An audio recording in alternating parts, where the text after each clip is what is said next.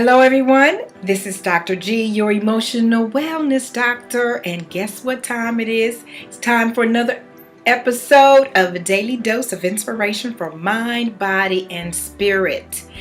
And as you know, I am dedicated and on a mission to helping you create that amazing life. We have been talking about for the last 2 episodes, relationships.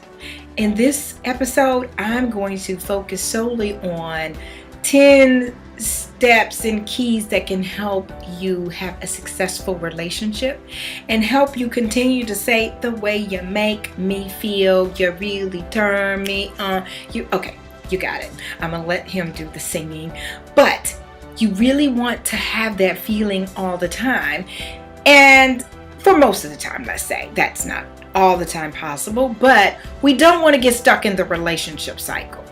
So get out your pens and paper because you're going to want to take notes. I promise you. I'm going to give you some steps, 10 steps that will make your relationship successful. Here's some strategies. Number 1, you have to set boundaries and guidelines for your relationship. You have to set boundaries with each other. You have to have these conversations and discussions that most people don't have. So what are those boundaries? That even includes, guess what? Setting them for Facebook and all the social media, Twitter, Instagram, all of the rest of them. Because so many relationships have been impacted or infected. That's right, infected and affected by social media. What are the boundaries? Know and understand on Facebook that your partner is going to be connecting with old friends. And don't allow Facebook to control you. So you got to set special boundaries that are specific for you and your relationship so that it doesn't become arguments about people connecting with people. What does that look like? And if you're married, do you even need to be on Facebook? And putting your photo on there together, the whole works. Talk about the boundaries. Number 2, you have to have a plan for your relationship. Most people don't think about planning and having a plan for their relationship. They just kind of let it happen. Well, you have a plan for everything else in life that you're going to be successful. So you have to have a plan for your relationship in order for it to be successful. Number 3, you have to be on the same page. You have to be on the same page with each other. What does that mean? Well, if you're on separate pages, then your goals don't align, your values don't align, all of those things. So you need to be on the same page with each other in order for things to be successful. Now, sometimes it's a matter of a conversation, talking about it to say, well, what did you think about this? Where are you with that? Have to be on the same page. Number 4, learn to listen to each other. We don't know how to listen, period, as a nation.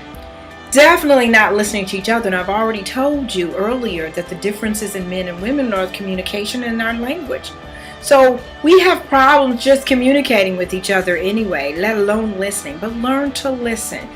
Listen to hear and not listen to speak. Because so often we're not talking, we can't wait till it's our turn so we can say something. Learn to listen. Number 5, manage your emotions. We talked about that in our emotions taking you over in that episode. Manage your emotions. Number 6, manage your expectations. So much about relationships has to do with unmet expectations. And somebody had an expectation that they didn't tell the other person. So now I'm disappointed and I'm upset because you didn't meet my expectations. Learn how to manage them. Number 7, don't project your thoughts and feelings onto the other person. If you're feeling insecure, don't project that onto them. You have to deal with your own feelings. And so often we do that over and over again. Number 8, and this is especially for the women, you don't have to say everything you think. You don't have to say everything you think because we typically communicate with more words. It is so easy to feel like that I have to say everything that I'm thinking, but you don't need to. Number 9, maintain simplicity. Relationships get so complicated and complex for no reason at all. We make them that way. We add in all this extra stuff and drama. Maintain the simple life. And number 10, enjoy the moments that you have together. People are so worried about the past and worried about the future. they're regretting something in the past, talking about it, or worried about the future, that we can't enjoy each other in the moment. And then I'm going to leave you with an idea. The business of relationships. This is something that people really don't talk about. But I would like to put out here a theory that if you treated your relationship like a business, how much better and how much more successful it may become.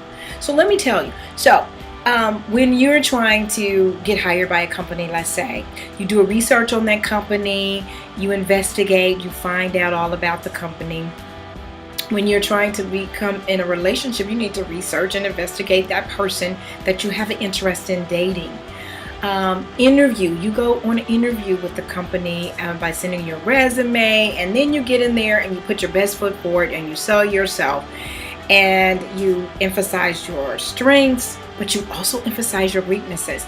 In your relationship, you display an interest by initiating and accepting a date, initiating or accepting a date. Your appearance is important. You put on your best outfit and you put your best foot forward. You need to talk about your strengths as well as your weaknesses. At the end of the day, you know if you want to do that again. When you get hired? So you get hired with the company, you're excited, you're motivated, you do everything that you can. You come in, you're putting your best foot forward all the time. You volunteer for projects. In your relationships, now you're sold, you're excited, you're motivated. Remember the cycle. You give your all, you're very eager.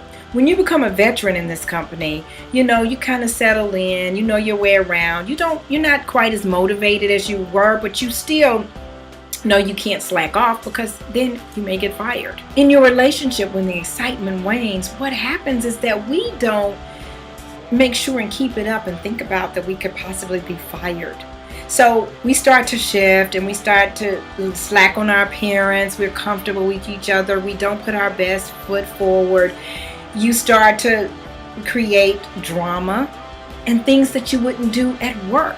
So if you continue to put your best foot forward, always thinking, I want to make sure that I'm at my best at all times. And also the way that we evaluate our relationships. We don't typically sit down and have evaluations.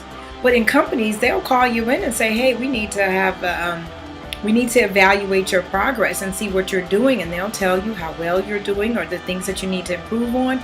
Sit down with each other. Talk about the things that evaluate your relationship. How am I doing in this area? What are some areas that I need to improve on? People don't do this. The process of evaluation and then self-evaluations. And then obviously there's some do's and don'ts that, if there is a problem, you don't go shouting to your manager. There's a way that you do it. Take that same level of respect with your relationship and say, hey, you know what? I'd like to sit down and have a conversation. Just how you put your best foot forward in your business or in your job, give that best to your relationship and see what happens. My goodness, there's so much more to say. But you know what? It's all in the book.